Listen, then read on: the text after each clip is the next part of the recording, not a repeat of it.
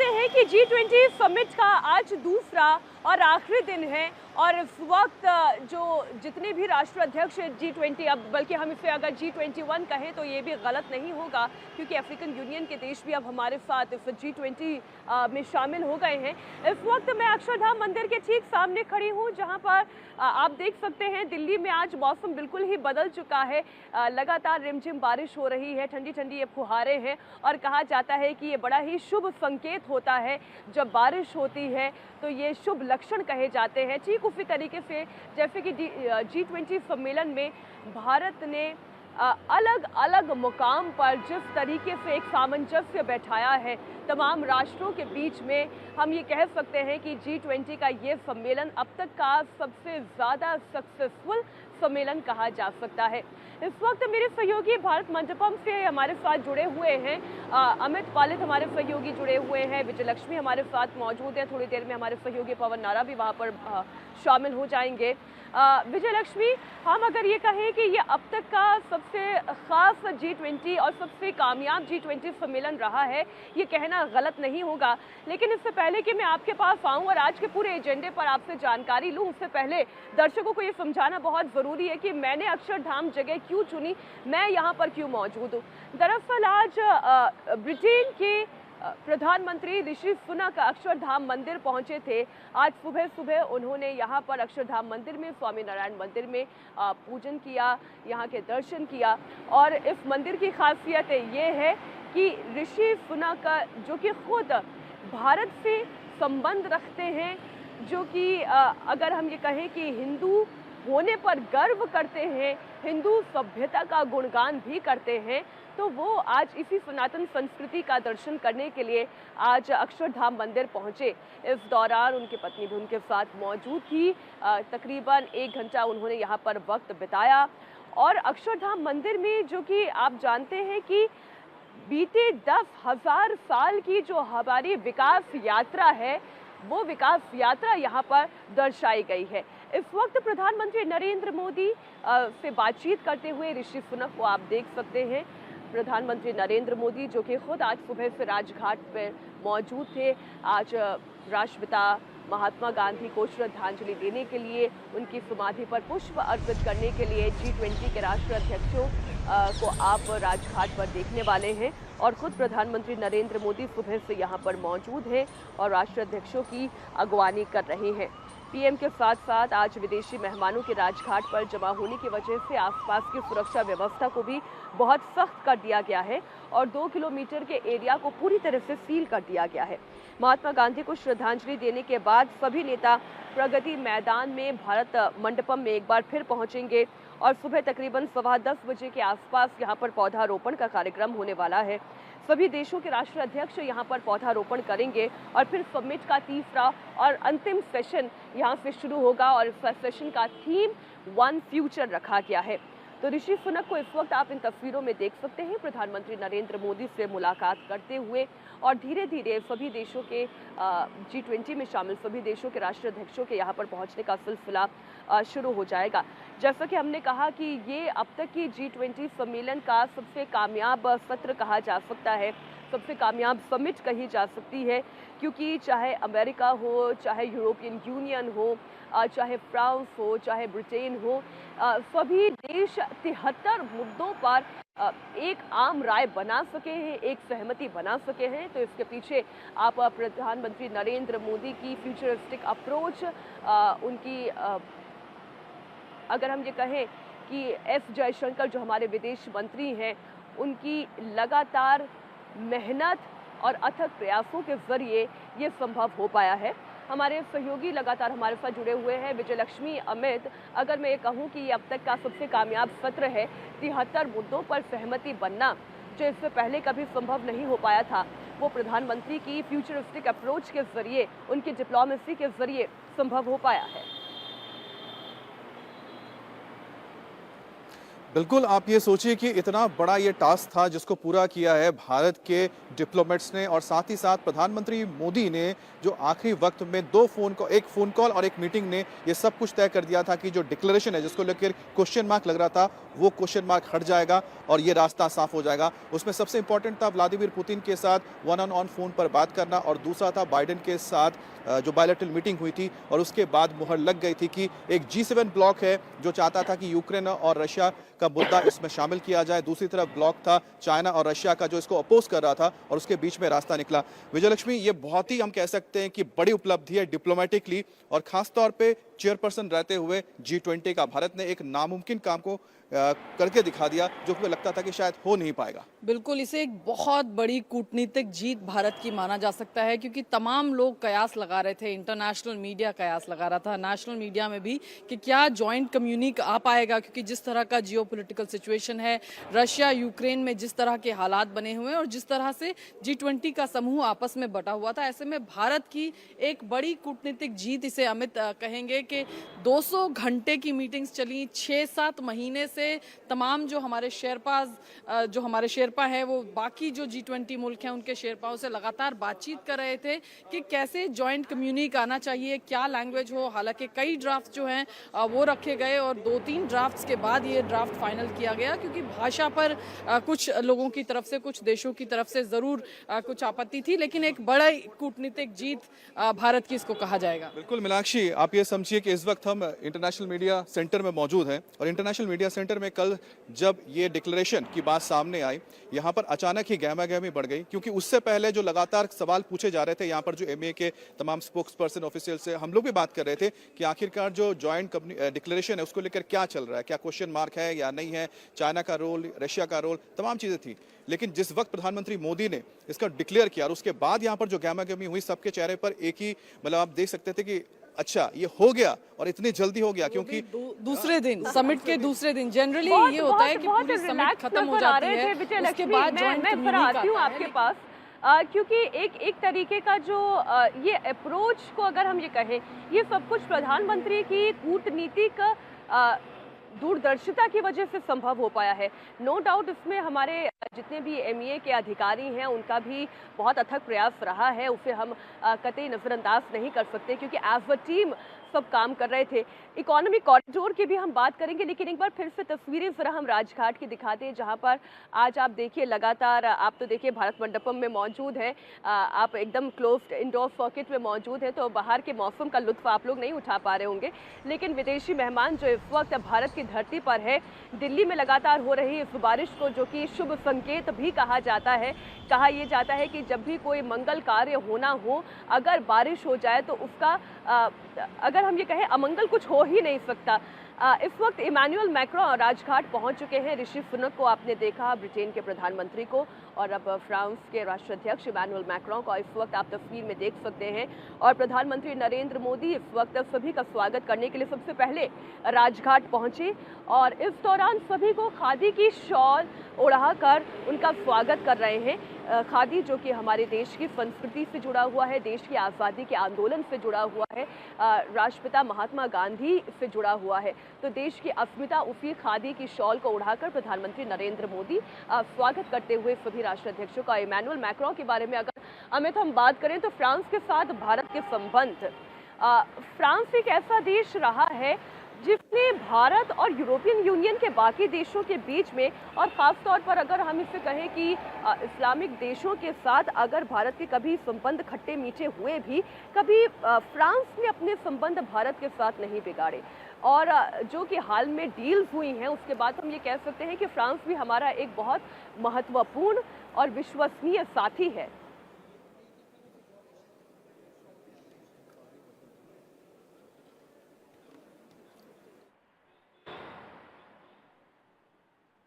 अमित, अगर आप मुझे सुन पाए हो तो मैं भारत और फ्रांस के रिश्ते की बात कर रही थी। अलग अलग मौके पर हमने ये देखा कि भले ही भारत के तुर्की के साथ संबंध कुछ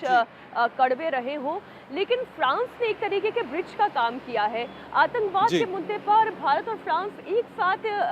एक स्तर पर हाथ जोड़कर खड़े हुए दिखाई देते हैं। वो एक यूनिटी इस कॉमन प्लेटफॉर्म पर दिखाई देती है। तो हम भारत और फ्रांस के रिश्तों को किस तरीके से दर्शकों को समझा सकते हैं? देखिए, बहुत ही अगर सिंपल शब्दों में समझाना हो तो आपको समझना पड़ेगा कि भारत और फ्रांस के रिश्ते किस तरह से हैं। ये रिश्ते इस तरह से आपको क्लियर हो जाते हैं कि फ्रांस को इस वक्त जो इंडो पैसिफिक रीजन में एक सबसे भरोसेमंद अगर कोई देश चाहिए जो उसके सपोर्ट में रहे तो वो भारत है। उसकी सबसे बड़ी वजह यह है कि साउथ चाइना सी में और जो पोलिनेशियन कंट्रीज है वहाँ पर फ्रेंच के काफ़ी सारे एसेट्स हैं, यहाँ की आइलैंड्स हैं जिस पर लगातार उनके बहुत ही स्ट्रैटेजिक उनके इंस्टॉलमेंट्स हैं। और वहाँ पर अगर आपको अपना वर्चस्व बना के रखना है चाइना के हिसाब से तो भारत उनके लिए सबसे अच्छा इस वक्त मित्र है। दूसरी बात है कि ग्लोबली अगर देखा जाए तो फ्रांस के जो बिजनेस इंटरेस्ट है वो भारत के साथ बहुत अच्छे हैं। और दूसरी बात है कि क्योंकि एक डेमोक्रेटिक सेटअप होने की वजह से वो भारत के साथ रिश्तों को ज्यादा बेहतर करना चाहते हैं। डिफेंस डील्स में आप देख लीजिए कि किस तरह से भारत और फ्रांस के बीच मिराज 2000 से लेके रफाल तक, उसके बाद जो सबमरीन की बात करते हैं स्कॉर्पियन सबमरीन डील जो हुआ उसको आप उठा लीजिए। सबसे बड़ी बात है कि फाइनेंशियल टास्क फोर्स की अगर हम बात करते हैं जिसमें कि पूरे दुनिया में जिस तरह से टेररिज्म के लिए पैसे का इस्तेमाल किया जाता है, जब उसका हेड हुआ करता था फ्रांस, तब उसने भारत के लगातार काम किया और जो ग्रे लिस्ट में पाकिस्तान निकलने की कोशिश कर रहा था चाइना की मदद से वो कभी निकल नहीं पाया। इसी तरह से जो हम बात करते हैं सिक्योरिटी काउंसिल की, उसकी तरह से ही अगर बात की जाए यूनाइटेड नेशन में फ्रांस के साथ भारत के रिश्तों की और बेटर होने की सबसे बड़ी वजह यह है कि जिस तरह से ब्रेक्जिट के बाद यूके के निकल जाने के बाद कहीं ना कहीं यूरोपियन यूनियन में एक आप कह सकते हैं कि एक खालीपन आ गया था। कहीं ना कहीं उनका एक ग्राफ जो था कि अब बिजनेस कैसे हम आगे लेकर जाएंगे, हमारे लिए सबसे बड़ी थी इकोनॉमी, क्योंकि France is the biggest economic power house in Europe. तो वैसे में उसके लिए भारत एक सबसे बड़ा पोटेंशियल मार्केट था, क्योंकि चाइना के साथ इसलिए आगे नहीं बढ़ सकते क्योंकि उनके जो हित टकराते हैं साउथ चाइना सी में या फिर कह सकते हैं इंडो पैसिफिक रीजन में। इसीलिए भारत और क्या बोलते हैं फ्रांस के बीच इस वक्त विजयलक्ष्मी सबसे अच्छे संबंध है। बिल्कुल, अगर G7 के मुल्कों की बात करें और ये तमाम अगर आप वेस्टर्न वर्ल्ड की बात करें तो फ्रांस जो है इंडिया का स्ट्रेटेजिक तौर पर इंडो पैसिफिक रीजन में एक सबसे एलाइड, सबसे ट्रस्टेड पार्टनर्स में से एक आप कह सकते हैं। रफाल डील से लेकर के हम उनके साथ अलग अलग क्षेत्रों में, खासतौर से डिफेंस के एरिया में और कई एरियाज में, कई रिन्यूएबल एनर्जी है, एजुकेशन है, हेल्थ है, सोलर अलायंस है, ये तमाम एरियाज हैं जहां पर भारत की जो फ्रांस के साथ जो है बड़ी महत्वपूर्ण साझेदारी है उस रीजन की अगर हम बात करें। और जिस तरह से चाइना का बढ़ता हुआ वर्चस्व, ऐसे में दोनों देशों के लिए ये सहज है कि अपने दोनों के जो बायलैटरल द्विपक्षीय रिश्ते हैं उसको और मजबूत किया जाए। तो आज प्रधानमंत्री नरेंद्र मोदी की द्विपक्षीय मुलाकात फ्रांस के राष्ट्रपति से होगी और इसके अलावा कई और मुलाकातें हैं। टोटल 15 द्विपक्षीय वार्ताएं जो है इस पूरे समिट के दौरान, इसकी समिट के साइडलाइंस पे होगी और आज ये फ्रांस की बैठक जो है वो बहुत ही महत्वपूर्ण होने वाली है। एक और चीज मीनाक्षी जिसका जिक्र करना चाहिए, भारत और फ्रांस जिसको लगातार लेकर काम कर रहे हैं, वो है अगर इकोनॉमिक कॉरिडोर की दिशा में भी बात करें तो जिस तरीके से India middle east Europe economic corridor की तरफ आगे बढ़ चला है, इसमें निर्माण के साथ साथ कॉरिडोर की कनेक्टिविटी के साथ साथ ट्रेड और व्यापार बढ़ाया जाएगा। इसके बारे में फिर आप लोग थोड़ा चर्चा करें, क्योंकि भारत, अमेरिका, सऊदी अरब, यूएई, फ्रांस, इटली तमाम विकसित देश के साथ साथ विकासशील देशों का एक साथ आ जाना, ये कितना लाभदायक होने वाला है हमारे देश की अर्थव्यवस्था के लिए भी। बिल्कुल मीनाक्षी, कल आपने जब डिक्लेरेशन देखा होगा, लीडर डिक्लेरेशन, उसके बाद ही आपको एक तस्वीर नजर आएगी जहां पर प्रधानमंत्री मोदी, जो बाइडेन, इसके अलावा वहां पर मौजूद थे एमनुएल मैक्रोन, उसके बाद वहां पर मौजूद थे मोहम्मद बिन सलमान, उसके साथ ही शेख जायद, क्योंकि वो देश है जो भारत, मिडिल ईस्ट और यूरोपियन कॉरिडोर, इकोनॉमिक कॉरिडोर जो बन रहा है उसके ये सबसे इंपॉर्टेंट पार्टनर्स रहने वाले हैं। भारत के लिए एक कह सकते हैं कि एक इन्होंने ऐसा डील क्रैक किया है जो आने वाले वक्त में चाइना को टक्कर देगा, और ये अमेरिका चाहता था कि भारत इस तरह के इनिशिएटिव में आए। और सबसे बड़ी बात है कि प्रधानमंत्री मोदी के आने के बाद जिस तरह से जो यूरोपियन कंट्रीज है उन्होंने यहाँ पर एक ऑल्टरनेट आप कह सकते हैं सप्लाई चेन बनाने के लिए चाइना के ही बिल्कुल पैरेलली भारत को वो खड़ा करने की कोशिश कर रहे हैं, जिसके जरिए की जो इंफ्रास्ट्रक्चर है इस पूरे इलाके में ना सिर्फ बढ़ेगा बल्कि जो आवाजाही होती है, सामान की, माल की ढुलाई होती है, वो भी होगी। इसमें सबसे बड़ी पेश मीनाक्षी फंसी हुई थी जो दर्शकों को जानना चाहिए वो है इजराइल का इसमें होना, क्योंकि इसमें इजराइल भी शामिल है और जॉर्डन भी शामिल है। इजराइल के साथ दिक्कतें आ रही थी, इजराइल और सऊदी के बीच में एक बहुत ही पुराना इनका कह सकते हैं कि जो डिप्लोमेटिक इशूज थे, आप या कूटनीतिक संबंध नहीं थे, और उनके जो रीजनल इशूज है, जियोपॉलिटिकल इशूज है, उसकी वजह से खटास थी। लेकिन जिस तरह से भारत ने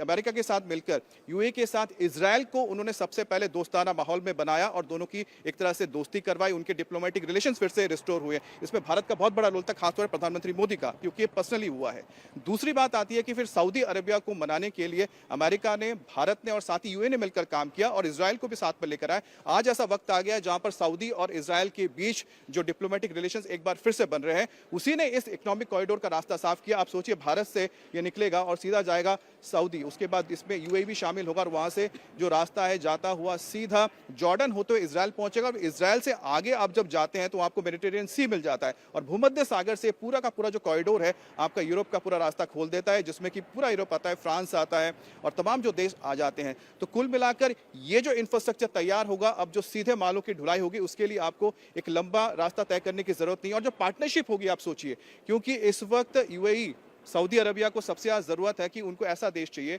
जहां से उनकी फूड सिक्योरिटी सबसे पहले हल हो जाए। चाइना से वो हटाना चाहते हैं वो अपनी डिपेंडेंसी, और भारत उनके लिए पूरी मदद कर रहा है। जी, और बिल्कुल चाइना का वन रोड वन बेल्ट, उसका आप कह लीजिए एक विकल्प है। ये जो यूरोप के तमाम देश और भारत और इसके अलावा जो गल्फ कंट्रीज़ हैं, उनका एक तरीके से कह लीजिए उसके पैरेलल में एक इनिशिएटिव है जो ये रोड लिंक, जो रेल लिंक है और तमाम पोर्ट्स जो हैं उसको जोड़ा जाएगा। और कहीं ना कहीं इकोनॉमिक लिहाज से अगर आप देखें, ये जो बड़ा ब्लॉक बनता है यूरोप का, मिडिल ईस्ट कंट्रीज़ का और भारत का, ये जो बड़ा ब्लॉक है इकोनॉमिक लिहाज से जो है आने वाले दिनों में, क्योंकि काफ़ी सारे इश्यूज वहाँ पर होते हैं, जैसे माल ढुलाई की आपने बात की, तो इंटरकनेक्टिविटी जो है देशों की, वहाँ पर बहुत सारे चैलेंजेस जो हैं फेस होते हैं। और एक बार ये लिंक सामने आ जाएगा तो ये जो तमाम देश हैं इनके बीच में ट्रेड की चाहे आप बात कर लीजिए, उसमें जो लॉजिस्टिकल इश्यूज होते हैं वो तमाम चीज़ें जो हैं वो हल हो जाएंगी। पीपल टू पीपल कनेक्ट की भी बात की गई, वो भी बढ़ेगा, क्योंकि गल्फ कंट्रीज़ की अगर आप बात कर लें, मिडिल ईस्ट की अगर बात कर लें, तो बहुत ज़्यादा भारतीय जो है वो वहाँ पर रहते हैं, अलग अलग प्रोफेशंस में काम करते हैं। तो पीपल टू पीपल या कल्चरल लिहाज से भी गल्फ और मिडिल ईस्ट के साथ भारत के अलग रिश्ते हैं। और अब जब ये कॉरिडोर बन जाएगा तो इसको एक तरीके से कैसे इसको फाइनेंशियल या इकोनॉमिक वे में कन्वर्ट करके उसका जो फायदा है वो मिलेगा। अब मीनाक्षी, जो बीआरआई है यानी कि बेल्ट और रोड इनिशिएटिव जिसको चाइना ने शुरू किया था, उसमें आप देखिए सीपैक बन रहा है, जिसके जरिए चाइना पाकिस्तान के रास्ते अरब सागर में आता है। लेकिन इस बेल्ट एंड बीआरआई का जो कॉन्सेप्ट है, इसमें एक डेट का इशू बहुत बड़ा रहता है, जिसमें कि आपको ऋण दिया जाता है लेकिन फिर आप उसको ऋण को वापस करना पड़ता है। लेकिन यहाँ पर आप समझिएगा, भारत, मिडिल ईस्ट और यूरोप का जो कॉरिडोर तैयार हो रहा है इकोनॉमिक का, इसमें कोई डेट इशू नहीं रहेगा। यहाँ पर सभी देश अपने अपने इलाके में जो इंफ्रास्ट्रक्चर उसको खड़ा करेंगे, एक दूसरे की मदद करेंगे। इसलिए इसमें डेट नहीं है, पार्टिसिपेशन है, जिसमें कोई किसी को पैसा देकर उसको कर्ज में डुबोकर किसी से फायदा ले रहे हैं, वैसा वाला कोई भी यहाँ पर इशू नहीं आएगा। तो अगर सिंपल शब्दों में समझा जाए कि हम 4-5 दोस्त मिल लिए, हमने यह तय कर लिया कि हमारे पास ये जमीन है, हमारी ये ताकत है, हम सबको जोड़ देते हैं। अगर हम जोड़ देते हैं तो एक ऐसा रास्ता तैयार होता है जो सबको एक साथ मिलाकर तरक्की की ओर लेकर जाएगा। यूरोप के लिए जरूरी क्या हो जाता है कि मिडिल ईस्ट के रास्ते अगर वो भारत तक आते हैं तो उनके लिए एक ऐसा कॉरिडोर बनेगा जो कि बहुत ईजी रहता है और ऑल वेदर। क्योंकि आप जानते हैं कि खासतौर पर जो चाइना है, उसने क्या किया कि अरब सागर से होते हुए उसने जिबूती में अपने नेवल बेस बना लिया है और उसकी कोशिश ये है कि अफ्रीकन कोस्ट और साथ ही साथ जो ग्वादर पोर्ट है जो पाकिस्तान में, इसके जरिए वो पूरा जो पर्शियन गल्फ है और साथ ही साथ जो अरब सागर है उस पर अपना एक वर्चस्व बनाना चाहता है। तो फ्यूचर के हिसाब से अगर वैसे में कुछ टकराव बनते हैं तो ऐसे में भारत के जरिए ये जो एक रोड लिंक के जरिए सऊदी अरबिया होते हुए आप यूरोप तक पहुंच सकते हैं। एक ऑल्टरनेट रूट हमेशा आपके लिए खाली रहेगा, क्योंकि आपको हमेशा से ये ध्यान रखना पड़ेगा कि फ्यूचर में जिस तरह से चाइना आगे बढ़ रहा है, हो सकता है एग्रेसिव हो जाए, जिस तरह से साउथ चाइना में नजर आता है वो अरबियन या फिर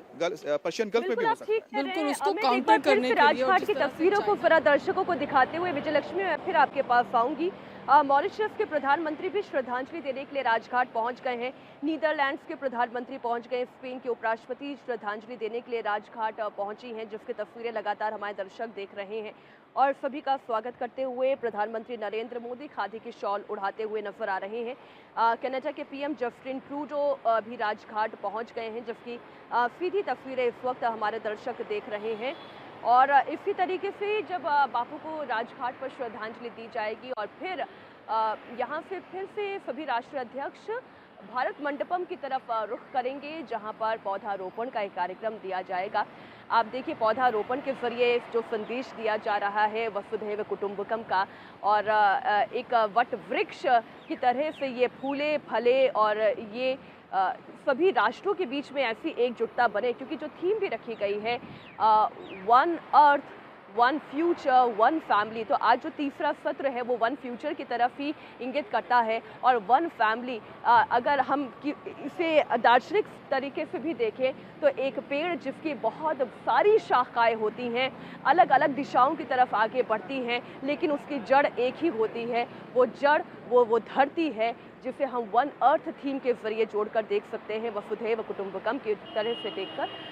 हम इसे आगे बढ़ सकते हैं। एक बार फिर विजय लक्ष्मी का रुख करते हुए, विजय लक्ष्मी, हम जिस थीम की तरफ आगे बढ़ रहे हैं ये अपने आप में ही कितनी गूढ़ है और किस तरीके से ये पूरी दुनिया को साउथ ईस्ट एशिया तक लेकर आई है। ये भारत के हित, भारत के साथ साथ भारत के देशों के हितों को भी लेकर आगे बढ़ रही है, जिसमें सभी का साथ वैश्विक स्तर पर है और फिर सभी का विकास भी है।